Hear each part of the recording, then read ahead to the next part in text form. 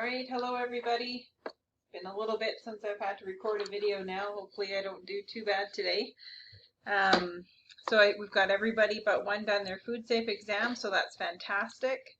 I still keeping it very light on the homework in my opinion. I hope you guys appreciate that because I do appreciate that the certifications are taking a lot of your time, and I don't want one course to dominate all of your time, especially something like this. So actually this first slide, we're just doing the impact of technology on customer service today. The customer service recovery will actually come next week. Sorry, I'll fix that when I upload the PowerPoint.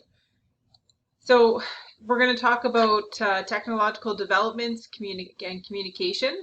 We're going to talk about technology and the consumer's decision journey, service and the customer decisions journey, advantages and disadvantages of electronic distribution of services, definition of service recovery and recent studies, service recovery paradox, the recovery process, consequences of an effective recovery process, and service guarantee impact. So it's a little bit of a different chapter compared to what we have been doing in this course.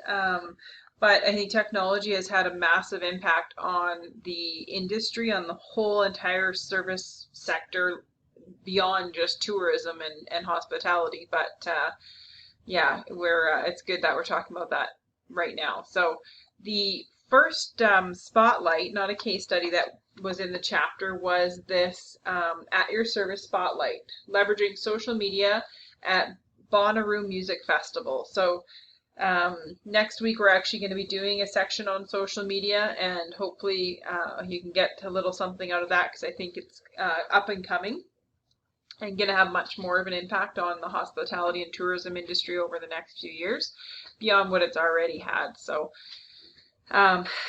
you know, at this music festival, which I've never heard of, I'm not sure if any of you guys have, but one of the secrets to success of the music festivals is expert and increasingly innovative use of social media marketing aimed at producing festivals and encouraging customer loyalty. So this particular festival really does a fantastic job of utilizing all kinds of technology throughout the festival. They talk about everything from the RFID bands to you know, these televisions and check-in processes and all kinds of things that they do to create an fantastic experience for the end user, and at the end of the day, a great product. So they rely heavily on aggressive digital marketing campaigns to generate publicity and to attract visitors. So they're doing it throughout the process. So they're using these this marketing campaign, which is, you know, heavily digital, which is technology obviously, and they're doing that well before the event even happens. So they're so in tune with how to target people and before it even begins, as well as once the event's already begun as well, when the show actually happens. So they include their established relationships with bloggers to get some excitement over the concerts, and using social media such as Facebook and Twitter for maximum exposure. They also use the RFID technology for engagement with the wristbands. I just thought it was absolutely fantastic how they can tell which concerts you go to and make you a playlist at the end of the day. I mean, talk about an effective use of technology and technology's positives from the beginning to the end of the process. So have a look through that spotlight and yeah, and see what stands out to you about the use of technology for them. So the impact of technological developments on communication. So it's rapidly changing. The communications environment now is being dominated by digital technology. There's social networks that are exceeding brand networks, and ethical considerations to take in with some of this changing of environment. You know, back when, you know, a little while ago we had consumers, or we were in control of what the consumers get. Now the consumers are more and more in control. They have so much information they have access to. They have better relationships with brands. They also can decide how and when advertising is received, so they're much more in control than they have ever been in the past. After the purchase, we have post-purchase customer behaviors with technology. We have customer reviews, which we talked about in the last chapter. And as well, the tourism marketer. So we have, internet growth, even in developing nations that maybe don't have the best technology. They're still seeing that there is major need for the use of technology within their company and ensuring that they can, attain these clients and keep them happy and all of that through the internet. So companies are actually seeing online sales increasing, and the touch points have changed. So the touch points often before were very much, person to person. That's, we're looking at the customer service aspect of the business. And when we think of customer service, sorry about that. When we think of customer service, we think of, a person to person contact, or, some way that we're helping a client, and that is changing as the touch points change. So the traditional purchase funnel, when customers have an idea of something they want to purchase, is, it's big. It starts off as a, wide scope, and, customers consider, they evaluate their options, and they purchase. It's a pretty quick process. But gosh, that has changed so much these days. The journey now, they call it, as opposed to a funnel, I think is a great way to describe it. They have a lot of things to consider. So at stage one, they're considering, and they're looking at things that come to top of mind, from some recent touch point. So, if you have a business and you want somebody to think of you when they finally need to use your product, you have to be top of mind. They have to see your name over time.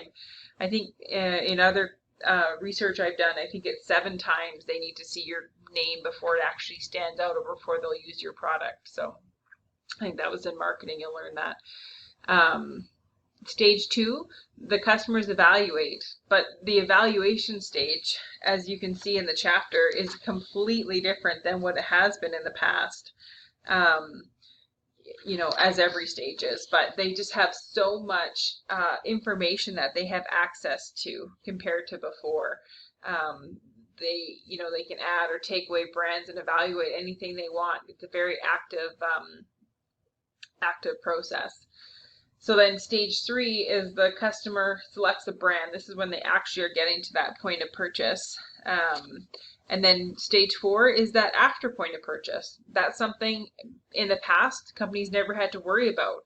They didn't worry about what happened when the customer left. It was just all the beginning process. Now, after purchase, you've got customer has, they've built up the expectation based on this entire experience, and it's going to help on their next decision journey. So, if they have a good experience with your product, they're going to come back again. When you think of hotels, this is something that that they really want to work on. They really want to ensure that the entire process creates this loyalty, that the customer is going to come back and they have a bond with that customer. And that's based on every step of the process being able to keep the customer.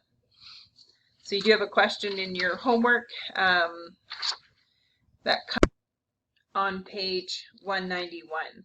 Just asks you to find the multifaceted dimensions of the e-servicescape, or the online servicescape, and how what the physical environment looks like online. Okay, so I just want you to think about it from that perspective.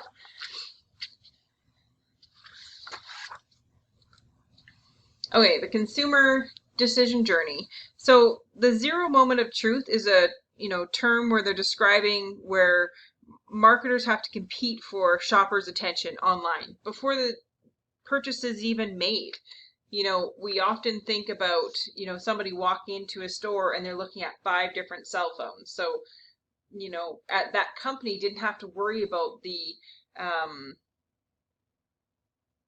about the client's attention because they're coming in to buy one of those 5 phones, for example. But when we're looking at online or the e-servicescape, we're looking at the reality where we have to compete for attention. There's ads popping up. There's multiple websites people can have open. There's, once they find a product, they immediately can search for, like products, similar products with, better price tags maybe. So, this is a, kind of a newer term in the decision journey that it's just different when we're looking at the e-servicescape, the online stage. So the consideration stage, we have social media campaigns to drive traffic to websites. So, that's a fantastic way to get people down to different people's websites. We've got the evolution stage, product comparison sites becoming increasingly influential. We've got ambassadors. We've got incentives, companies giving away different products or vacations. We've got virtual tours and virtual worlds, which we'll talk about in just a sec. The buying stage, which is the actual point of purchase, which is something that very much has to be considered because you can lose people throughout that journey if that point of purchase is difficult for them. And then the after, the enjoying, the advocating, and then the bond. So the service snapshot here, employing virtual reality to enhance the customer experience. I'm not sure how much you guys have had experience with virtual reality, but I attend a lot of conferences in the travel industry, and I haven't been to a conference in the last 5 years where we haven't had virtual reality. They bring it in to showcase new hotels. They bring it in to showcase as new private islands they're building in the Caribbean for the cruise ships. They brought in the virtual reality to show us trying to think of more examples. Well, I guess they have good examples in the textbook here where they talk about using virtual reality at tourism events. The Marriott hotels have been testing it with their teleporter. The airline sector, I remember that Virgin Atlantic, they had that digital experience that they launched. I don't think I tried that one, but the Six Flags one as well. This is new in the industry where the excitement and the hype and the joy can be felt before a product's even created. So, I don't think it's huge in the industry or going to change a massive amount of the I'm not sure what the word I'm looking for. It's not going to change how much technology impacts the industry. It just creates a little bit more excitement. It's just another product to be able to bring to different events to showcase different products. So until the virtual reality product becomes a little more mainstream, it's going to be difficult. But I suspect in the future there's going to be a day where you can just download various apps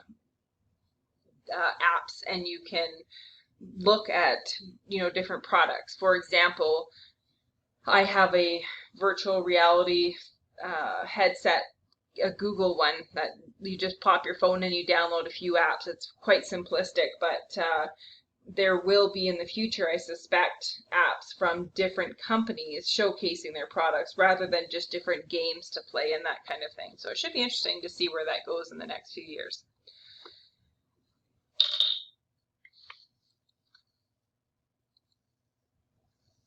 Okay, so the e-servicescape is the online servicescape. We've talked about the servicescape a number of times in this course. It's the aesthetic appeal, the layout, the functionality, the financial security. That's what's really important in the e-servicescape.